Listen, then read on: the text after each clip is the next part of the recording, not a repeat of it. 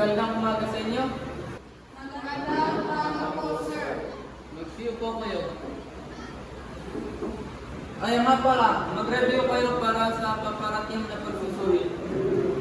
Hoy, mag-review na tayo para maisagot tayo sa pagsusulit natin. Paano naman si Sean? Di ba siya magre-review? Eh, ikaw siya. Ba't hindi ka nagre-review? Sean, anong ginagawa mo? Halika na't mag-review tayo.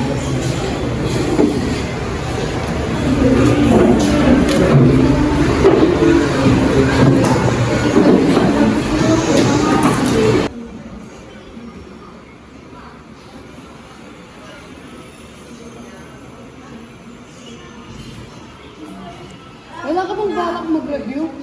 Gusto mo bang bumagsak? Okay everyone, ngayon na ang inyong araw ng pagsusuri. Pagbukin niyo dahil dito nakasalalay ang inyong grado.